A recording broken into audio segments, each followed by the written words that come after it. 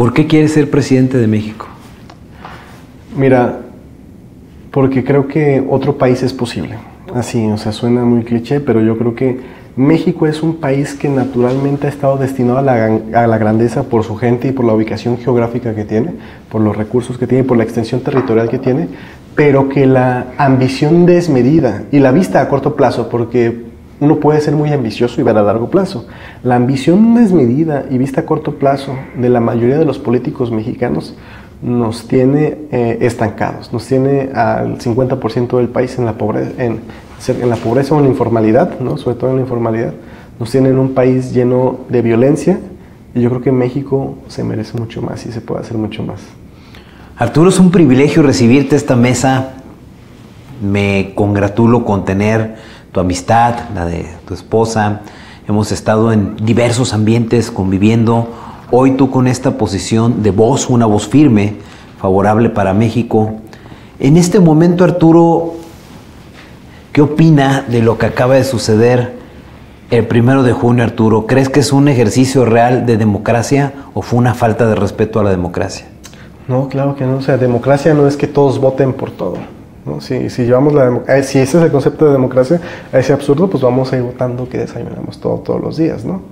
Además estamos hablando de un perfil técnico, ¿no? El que se eligió. Es como si de repente en el aeropuerto dijeran, ¿saben qué? Vamos a ser muy democráticos y vamos a preguntar entre todos los pasajeros quién va a ser el piloto. Y a lo mejor llega un chavito que dice, yo quería ser piloto y se postula y es muy carismático y gana, y pues ese avión no va a llegar a buen destino. Yo creo que estamos en este momento en ese avión, ¿no? Donde la gente emitió un sufragio, una minoría, porque participó cerca del 10%, o sea, tampoco es como que hubiera sido algo muy democrático en ese sentido.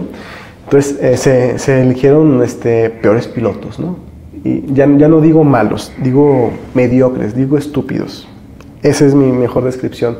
Gente que es incompetente, como la hija de su reputísima madre, Lenia Batres, incompetente hasta la médula, o Hugo, ¿no? El que probablemente quede como presidente, ¿no? Que ya dijo que no va a usar toga, que va a usar un traje indígena, aunque eso sea ilegal, y después dijo la barbaridad de que va a mandar una reforma. O sea, un juez no manda reformas, cabrón, no mames. O sea, lo primero que haces es violar la ley y después adjudicarte una función que no tienes. Entonces yo creo que en este momento el tema de la justicia en México no es que va a funcionar a favor de Morena o contra Morena. Yo creo que va a estar paralizado, ¿no? Porque una cosa es que llegue gente mala o que llegue gente pendeja y mala, ¿no? Entonces, cuando llegan pendejos se paralizan y no se puede hacer nada. Es como cuando recién entró el gobierno de López y paralizaron el tema de los medicamentos. Como cuando llegaron y paralizaron el tema de la gasolina, que dijeron que estaban cometiendo huachicoleo, no, estaban cambiando de proveedores los cabrones con sus amigos. Y pues como no supieron hacer bien el cambalache, se paralizó. Yo creo que eso va a pasar con el tema de la justicia en México. Se va a paralizar, ni para bien ni para mal, pero ni siquiera ellos van a poder controlar ese tema. Oye, Arturo, tú en tu trayectoria, muy interesante, desde tu visión ahora de economista, ¿dónde sitúas? Me voy a ir 10 años atrás, porque pudiéramos hablar de 12, pero quiero traslapar a Peña, López y ahora Sheinbaum. Dentro de este lap time hacia atrás de 10 años, ¿cómo sitúas la situación que pudo dejar, por ejemplo, en las arcas Peña Nieto, la administración con todos los fideicomisos, por ejemplo, la extinción que hizo López Obrador, y con la situación ahora, para abrir boca por ahí, pues con lo que van a hacer del Infonavit con esta reciente reforma?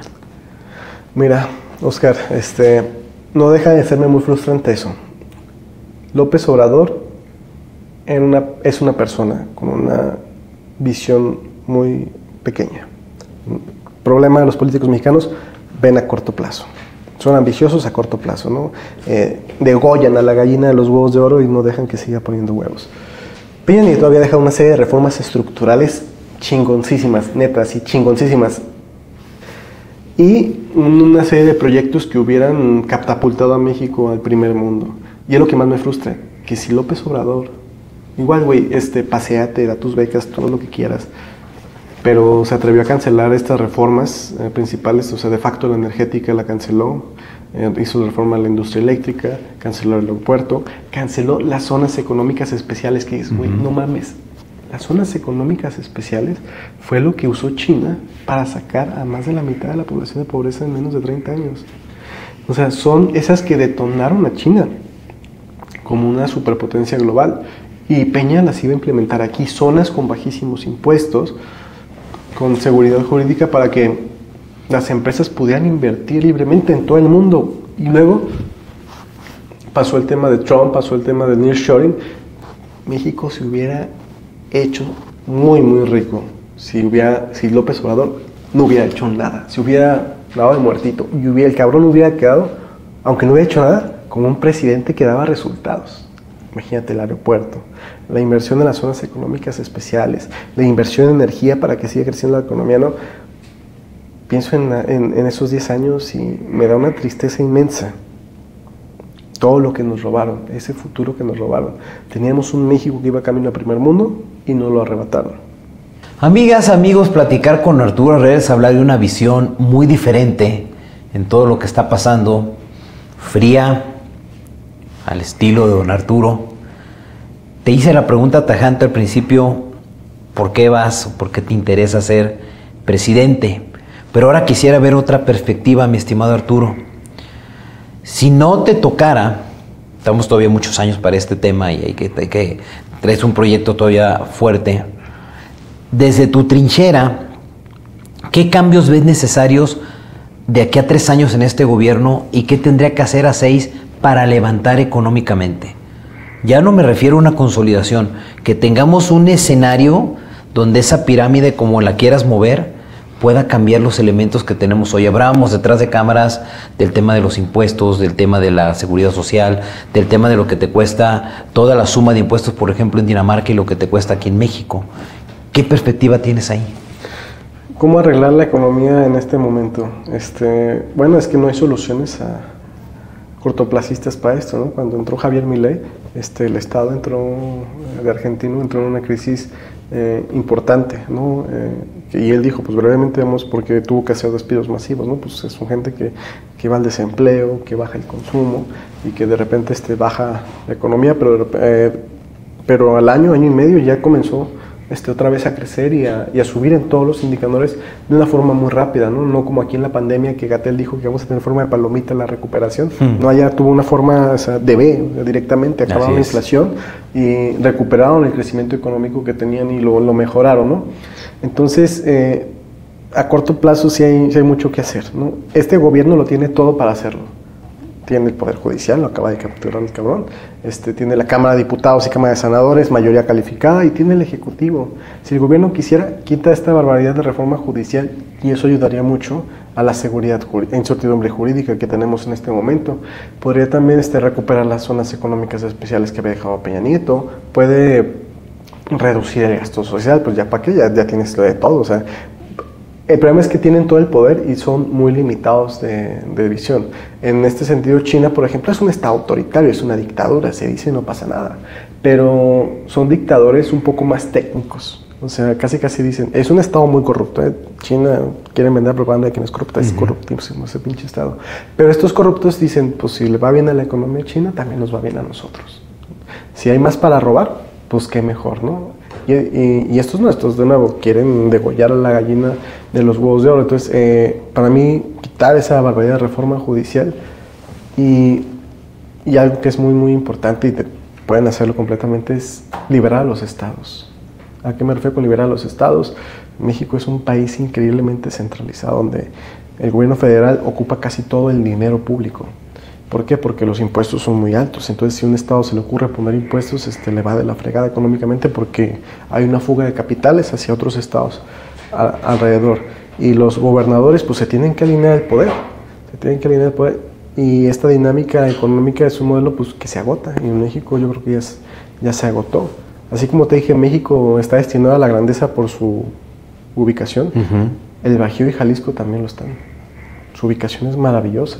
Ahora imagínate que aquí, como el gobierno tiene más control de impuestos, pueda bajarlos un poco, pero recauda más por el tema de la curva del Laffer, o da esta seguridad jurídica que a lo mejor otros estados no te dan, ¿no? Como por ejemplo Guerrero, Chiapas, que pues casi te pueden asaltar en cualquier lado y no hay ley, no hay ley que te vaya a defender. Entonces esta visión centralista yo creo que nos ha limitado, ¿no?, a los estados. Entonces, también muy importante, para levantar este país se tiene que descentralizar, ¿no?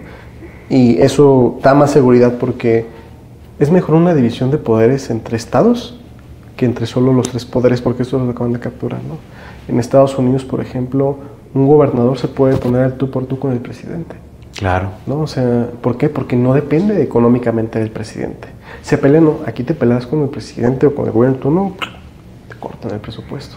Entonces esto limita que los mismos estados tengan políticas propias de desarrollo, porque dependen de la aprobación del Congreso del centro, ¿no? De un burócrata en la Ciudad de México decide lo que pasa en cada estado, aquí en Guadalajara, aquí en Jalisco.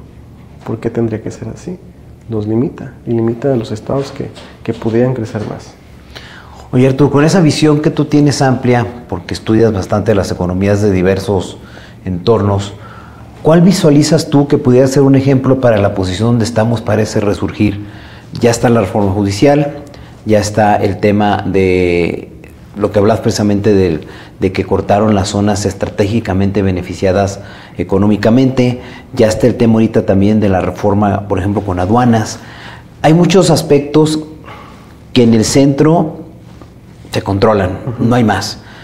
¿Con qué sistema crees que pudiéramos hacer ese reinicio y con qué otro sistema pudiera arrancar de otra manera la dinámica de estas instituciones? Porque no está perdido todo.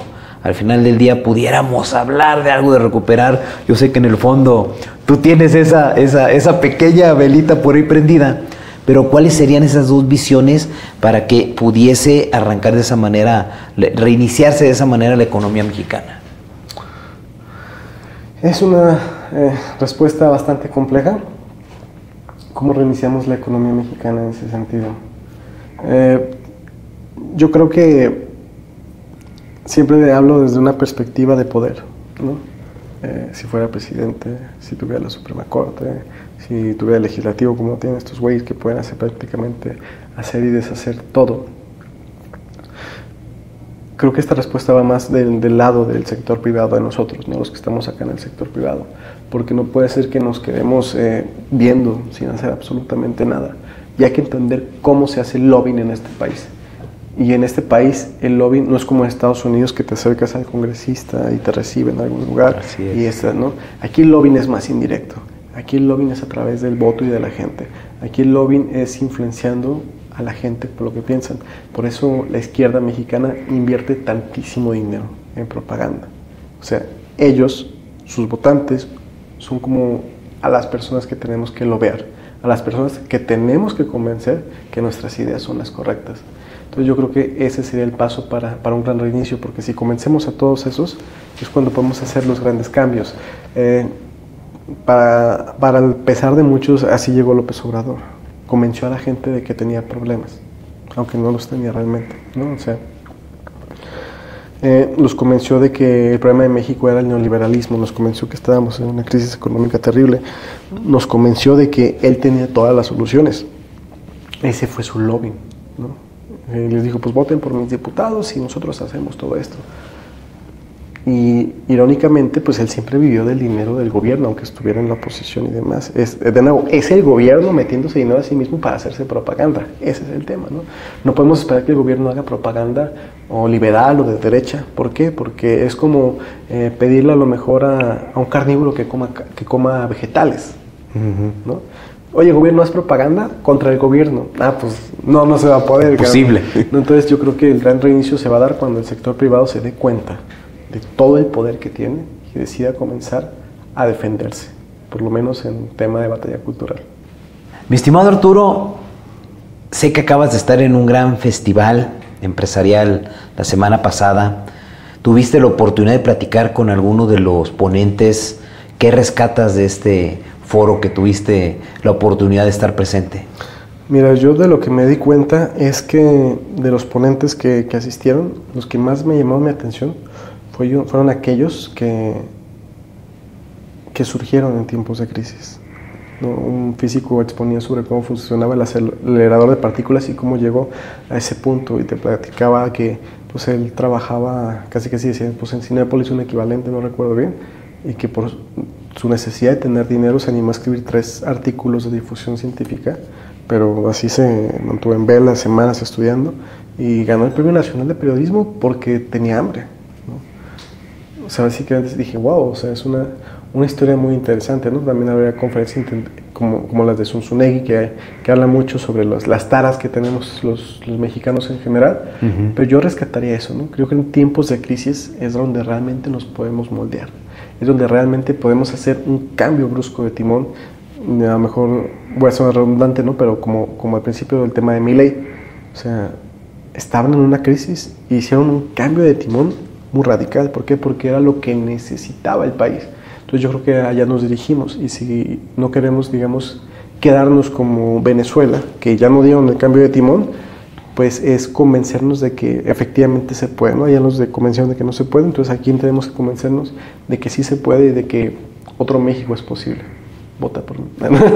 Adelante, hay que votar por Arthur.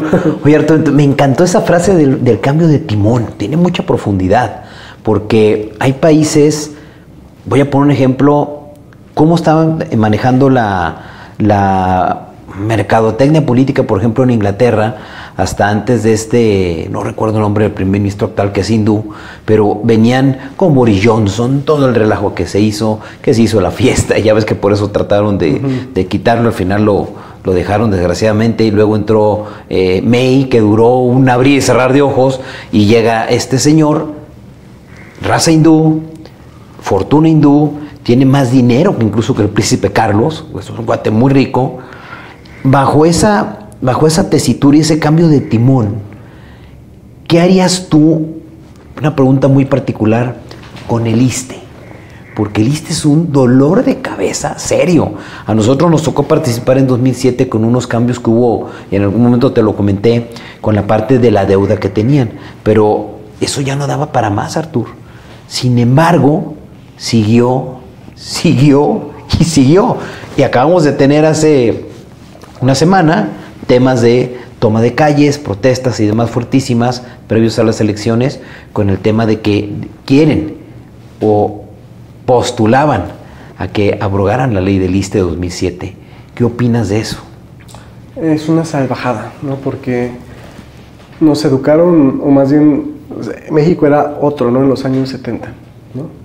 Era una población mucho más pequeña, y todo este tipo de medidas se usan cuando tienes una pirámide poblacional bien definida, ¿no? Donde vas teniendo hijos. Bueno, pues resulta que ya no tenemos hijos al mismo ritmo, ¿no? Ya no hay gente que nos reemplace al trabajar como antes. Entonces pagar todo ese tipo de pensiones, porque son pensiones de reparto, se llaman de reparto cuando de abajo hacia arriba los vamos alimentando, ¿no? En el tema de edad. Entonces, cuando se hicieron estas reformas, no fue solo con el ISSSTE, fue también con el IMSS, ¿no? Como sabemos, nos pensionamos con las AFORES, no es pensión, no más bien es el retiro. Se guarda dinero en cuentas individuales para que vaya creciendo con el tiempo y no dependas de que tus hijos o los hijos de tus hijos o la población más joven te mantenga, ¿no? O sea, es imposible para las finanzas públicas en este momento volver a esa ley del ISSSTE. Lo que yo creo que se tiene que hacer es aceptar que no se puede volver. O sea, ¿por qué? Porque se les antoja volver a esos privilegios que tenían antes. De nuevo, es el sector público contra el sector privado. En el sector privado uno se hace responsable de su retiro en ese sentido, porque el gobierno se tiene que hacer responsable de la gente del ISSSTE. Que cada funcionario público, porque por ejemplo el tema de los maestros, como son servidores públicos, pues se atienden en el ISSSTE, ¿no? Pero que ellos mismos sean responsables de escoger su mejor opción para asegurar su retiro y que no dependa del gobierno ese retiro, ¿no? Entonces, yo creo que esto es más una recuperación de privilegios, porque incluso tenían pensiones que podían heredar. O sea, qué barbaridad, imagínate, ya no mantienes hasta que se muera fulanito, mantienes a los hijos y los hijos y los hijos y los hijos de los maestros. Esa es una salvajada. ¿De dónde va a salir el dinero? Pues obviamente del sector privado. Entonces, yo creo que se tiene que resistir, y sí se hace falta reformar el ISSSTE para que revise bien el tema de pensiones, porque seguro también hay fuga de dinero por ahí. Pero más que nada, el ISSSTE es una empresa, podemos decirlo, una especie de modelo de empresa pública. Y lo he dicho siempre, ¿cuál es el problema de las empresas públicas? Que como su misión no es ganar dinero, que dicen, no, pues es que el lucro es malo y demás. No, el lucro es excelente, porque el lucro es lo que nos hace optimizar recursos. Y si no queremos lucrar, pues no optimizamos recursos, nos vale madre contratar a media familia para que esté ahí en el ISSSTE, porque pasa en el IMSS, en el ISSSTE. engordas la nómina y eventualmente estos monstruos se vuelven muy gigantes y muy costosos de mantener, ¿no? Entonces yo creo que hace falta deshacernos de estas instituciones y cambiarlas por otras completamente distintas que tengan otros objetivos para que ya no puedan tener, digamos, esa nómina inflada, ¿no? Ese es parte del golpe de timón que yo creo que hace falta en México, ¿no? Desmitificarnos el IMSS, desmitificarnos el ISSSTE. ¿Por qué los necesitamos? No los necesitamos. Hay mejores alternativas, hay mejores modelos. Así es. Dentro de estos parámetros, mi estimado Arturo, viendo el tema actual del empresariado, no quisiera decir el silencio, pero así se sintió un poco con el tema, sobre todo de opiniones hacia cómo venía la vertiente con este tema. Por eso la primera pregunta que te hice al principio sobre si era o no era, desde tu perspectiva, democrático o un golpe a la democracia del tema de elecciones. El empresariado ante el silencio peca y ante también la comparsa peca. ¿Qué opinarías tú sobre una división concreta en donde realmente, voy a poner un ejemplo, empresas paraestatales, donde realmente pudiéramos hablar de un esfuerzo mutuo? No quisiera caer en un cooperativismo, no va por ahí, pero ¿crees que le hace falta a México este tipo de instituciones donde realmente la fuerza laboral tenga intereses en la parte de empresa, precisamente lo que hablabas del lucro, para que realmente las cosas pudieran funcionar? Porque es un escenario, ¿estás de acuerdo? Hubo épocas, por ejemplo, en expresidentes que hemos tenido, López Mateos, experimentos muy interesantes en ciertos pueblos que hicieron de México, que funcionan y no los conocemos. Entonces, ¿este sistema para ti es válido o no es válido? ¿Tiene futuro o no tiene futuro? Como una especie de lo que hace Corea, ¿no? Con las chabolas, donde el gobierno, o sea, que tiene como estas mega empresas que tienen absolutamente todo. Mira, ese modelo, como todo, puede ser funcional hasta que se agota. ¿A qué me refiero? Por ejemplo, yo siempre he dicho, un Estado socialista centralizado es mejor que un lugar sin Estado. A lo mejor aquí los anarcocapitalistas no van a estar de acuerdo conmigo, pero cuando no hay ninguna especie de respeto o ninguna ley, porque incluso en el socialismo hay ciertas leyes, se limita el desarrollo económico, porque el desarrollo económico necesita de la cooperación. Entonces, en un estado de anarquía no podemos cooperar correctamente entre nosotros. En un estado socialista cooperamos hasta cierto punto, hasta que nos morimos de hambre. Y en un estado, digamos, liberal, completamente capitalista, cooperamos y no hay una especie, hasta el momento no se ha visto una limitación de ese modelo. Así como dices, pues el modelo capitalista liberal está agotado. No está agotado. Suiza sigue creciendo, Mónaco sigue creciendo, Estados Unidos sigue creciendo, aunque no es tan liberal como por ejemplo Nueva Zelanda, que sigue creciendo, no, Australia, que sigue creciendo. Y entonces, por ejemplo, en el tema de Corea, en algún momento el modelo se agota y llegas a una especie de límite de crecimiento, ¿no? Es como cuando vas al gimnasio y pones ciertos pesos y ciertos ejercicios. Llega un momento en que te acostumbras y tienes que cambiar, ¿no? Yo creo que es algo más así, ese modelo que mencionas. ¿Puede funcionar? Pues claro que puede funcionar, pero va a haber un momento en el que a lo mejor ya no va a funcionar. O sea, que nos vamos a quedar estancados, y es un problema, por ejemplo, que tiene Corea del Sur. Estas, digamos, chabolas o chaebols, que son estas megaestructuras, pues dicen, pues Samsung, allá Samsung es un monstruo. Es como una especie de segundo gobierno. Y así son los demás, ¿no? Ajá. O sea, es el que te da tus lavadoras, tus secadoras, tu televisión, tu refrigerador, tus aires acondicionados. El celular, o sea, es una relación integral, es una especie de estado totalitario dentro de economía abierta. De economía abierta. Entonces, también pueden llegar a tener este mal de las empresas públicas, que se vuelven demasiado grandes y demasiado burocráticas y demasiado costosas. Y cuando pasa eso, pues ya comienzan a desacelerar su crecimiento. Entonces yo creo que, de nuevo, se puede. Porque en México, claro que se puede, y creo que nos iría muy bien, pero hasta que nos deje de ir bien, ¿no? Tenemos tiempo para... Bueno, así lo dejas, no lo edites, para que vea que estamos en vivo platicando con Arturo. Mi estimado Artur, Pemex.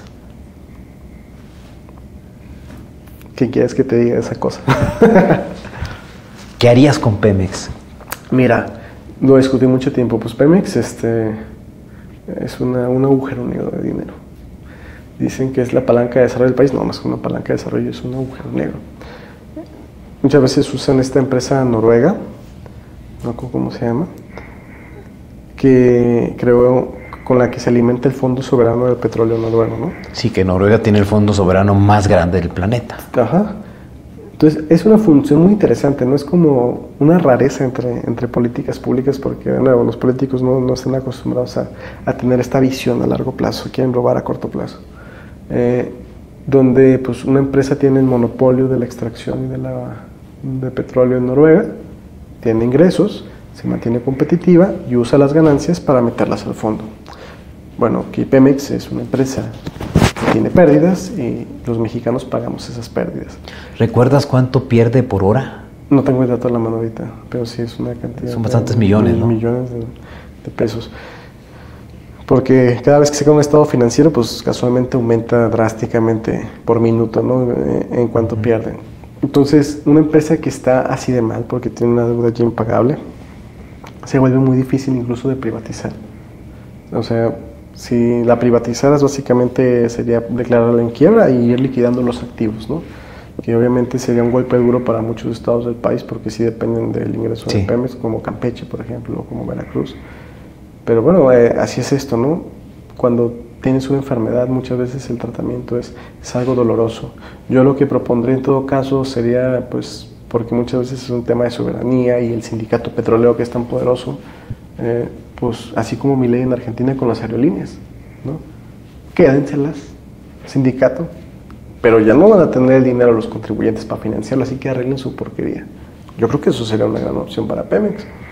Se lo regalamos al sindicato, no hay problema. Que el sindicato vea cómo gana dinero. Oye, ¿y verías como opción dárselos a los trabajadores y tú adherirte a la deuda para que vean que realmente hay una voluntad total del presidente Arturo en apoyarlos? Mira, te lo digo de otra manera, ¿absorberías la deuda y los permitirás trabajar para que vieran lo complejo que es mantener ese ecosistema llamado Pemex? No, yo creo que no absorbería la deuda. Si fuera conveniente absorber la deuda para que ellos trabajaran, otras empresas en el sector privado podrían decir, nosotros queremos invertir en Pemex porque pues podría ser un tema interesante, ¿no? México tiene muchas reservas de petróleo, aquí casi no se hace el fracking, podría ser un área importante, pero pues sería que volvemos al tema de las crisis. Solo en crisis es cuando damos esos golpes de timón, y Pemex no da ese golpe de timón, el sindicato. ¿Por qué? Porque ellos no sienten la crisis de Pemex. Ellos reciben sus cheques de cientos de miles de pesos al mes por trabajar. Entonces, ya que les digas, tu cheque está en riesgo, vas a ver cómo la empresa de repente comienza a funcionar. Yo estoy seguro que si le regalamos a Pemex a su sindicato, van a tener que reaccionar a la crisis en la que se van a enfrentar y va a ser mejor de lo que era Pemex cuando era empresa pública. Para mí, en lo personal, mi estimado Arturo, que yo veo mucho la parte de asesoría empresario, las cargas, tomar decisiones en tiempos de crisis, esos golpes de timón, cambiar la ruta hacia dónde va la empresa, si me endeudo, si no me endeudo, si pago una deuda antes de tiempo, si pido más prestado, la línea de crédito la hago más amplia, si me salgo de un sector de negocios por la diversificación que tenga. Pero hay un punto central siempre, mi estimado Arturo, la planta laboral, sindicatos, y te pondría para que nos hables sobre tu punto de vista, la Ley Federal del Trabajo. A lo mejor, Osvaldo, peco de ingenuo contigo. ¿Has leído la Ley Federal del Trabajo? Bastantes veces. Para el que no tenga idea, es un libro así, de 770 y tantas páginas. Una monstruosidad, ¿no? Así de regulado está el mercado laboral en México. De hecho, tiene el peor mercado laboral, o sea, en rigidez, el segundo peor, ¿no? El peor es Francia. Y es una ley que fue hecha muy mañosamente para, entre comillas, favorecer a los trabajadores. ¿Y por qué digo entre comillas favorecer a los trabajadores? Si tú lees la Ley Federal del Trabajo como un trabajador, te parecerá el paraíso. Vacaciones pagadas, despido injustificado, el aguinaldo, las primas, el reparto de utilidades, todas las protecciones que tiene el trabajador, ¿no? Por ejemplo, que la carga de la prueba no lo tiene el trabajador, sino que la tiene el empresario, ¿no? Si el trabajador dice, ¿saben qué? Pues no me pagó. ¿Y tu empresario le pagaste? Tú tienes que probar que le pagaste.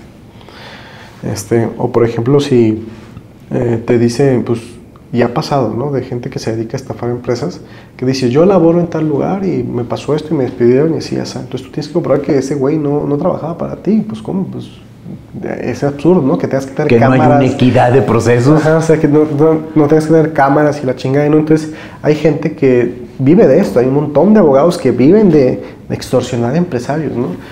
Entonces, ¿por qué? Porque tenemos una ley laboral que favorece eso.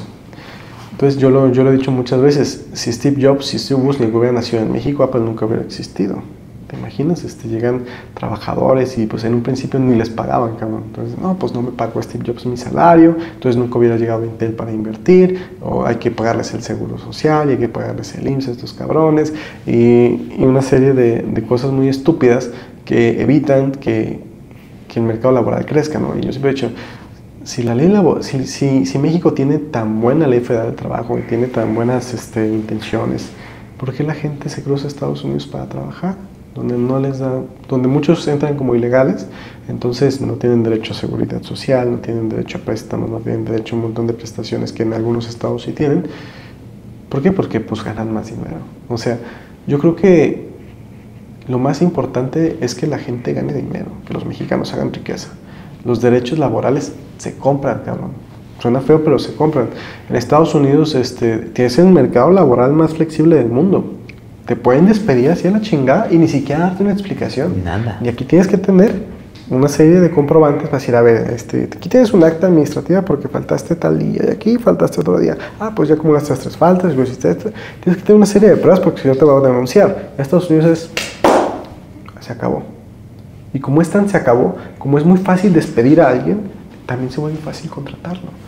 ¿Por qué? Porque no tienes que tener un gran plantel de recursos humanos para decir, ay, fulanito, a ver cuánto nos va a costar, a ver si sale bueno, pues vamos a tener que empezar a pagar su capacitación y su seguro social y la N cantidad de derechos que tiene, y nos vamos a arriesgar a que si lo despedimos empecemos un proceso legal porque nos va a demandar, ¿no? Entonces son costos, todo eso son costos que tiene que absorber el empresario. ¿Y qué haces como empresario si los vas a absorber tantos costos? Pues mejor tratas de contratar lo menos posible. Pues mejor buscas tener salarios bajos, porque en cuanto subes salarios de cualquier persona, tú dices, pues quiero que me suba el sueldo 500 pesos por semana. Güey, no son 500 pesos por semana. Es todos los impuestos asociados y en caso de que te despida, pues ahora tengo que hacer otro cachito más grande de dinero para poder despedirte si pasa algo. ¿Por qué? Porque pues estás ganando más.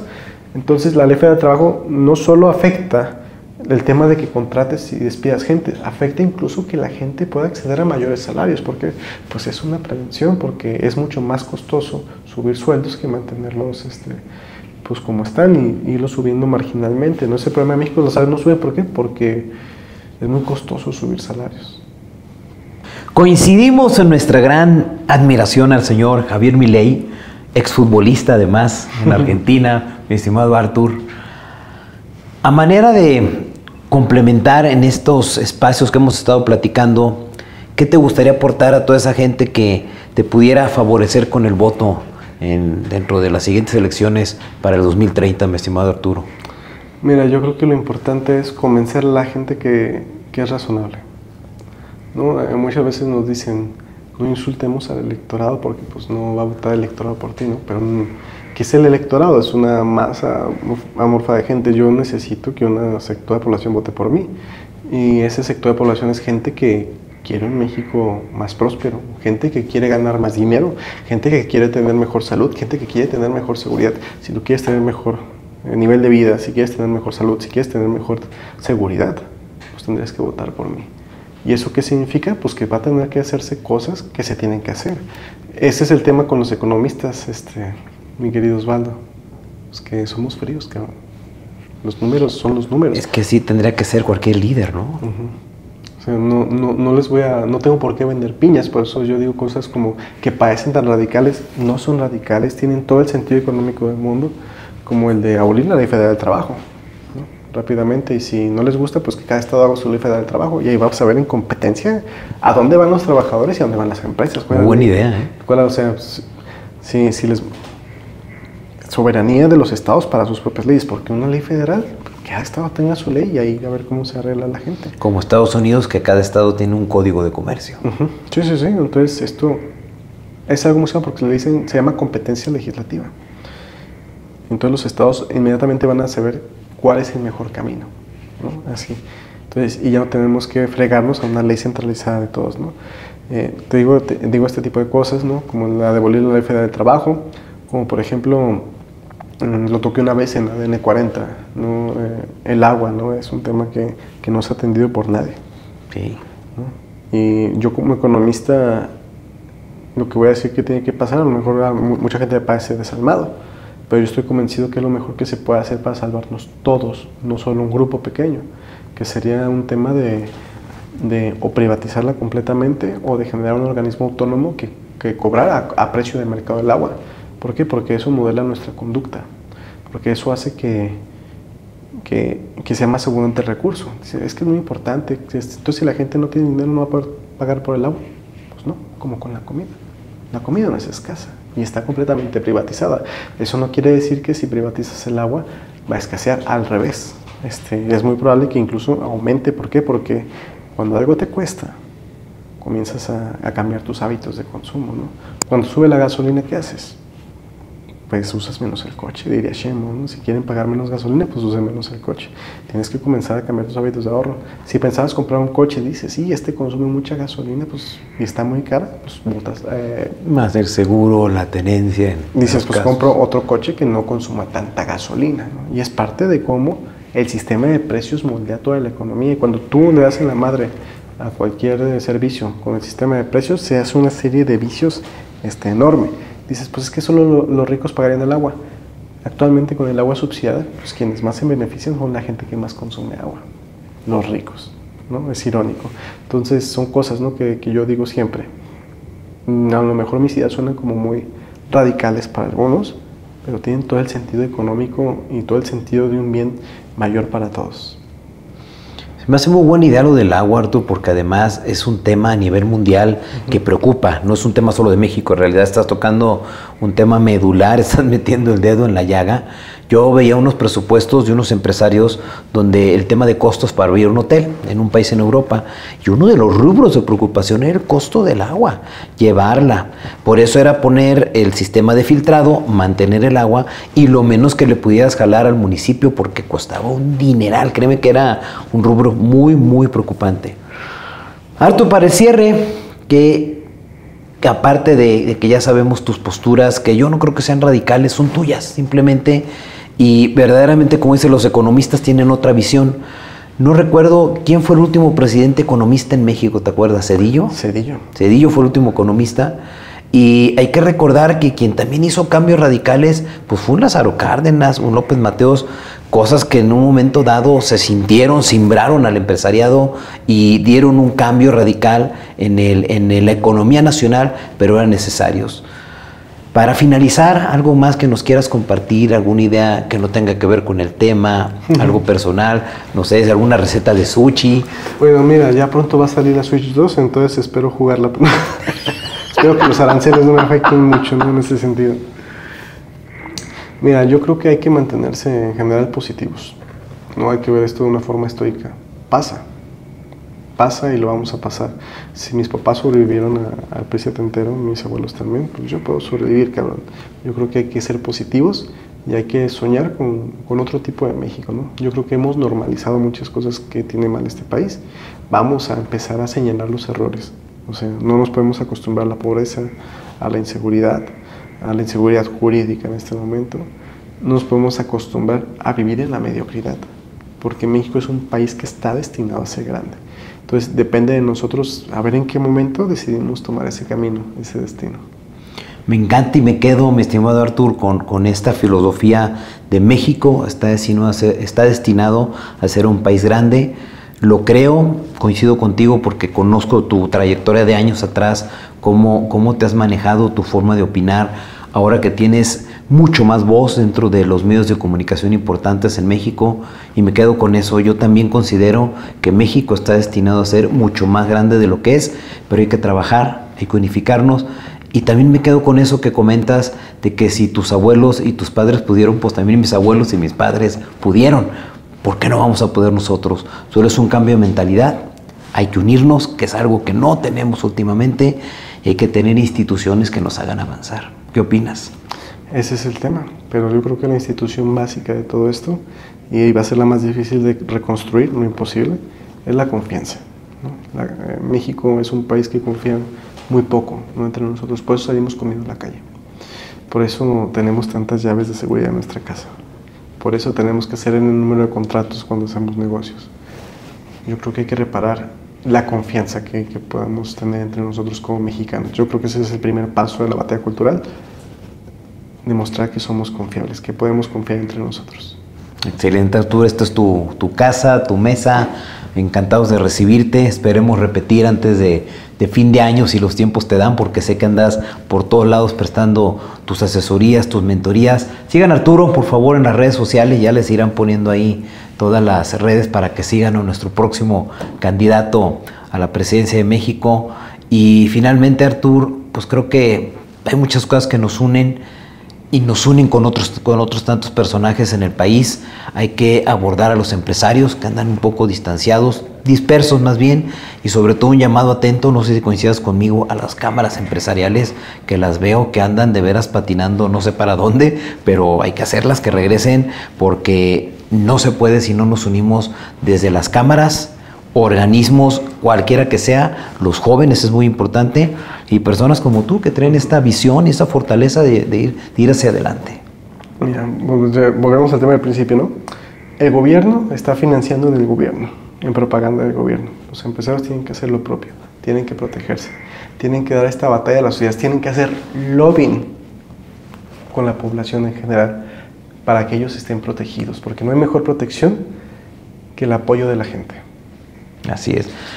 Amigas y amigos, fue un placer tenerlos en esta ocasión con don Arturo Herrera. Solo me resta decirles hasta la próxima.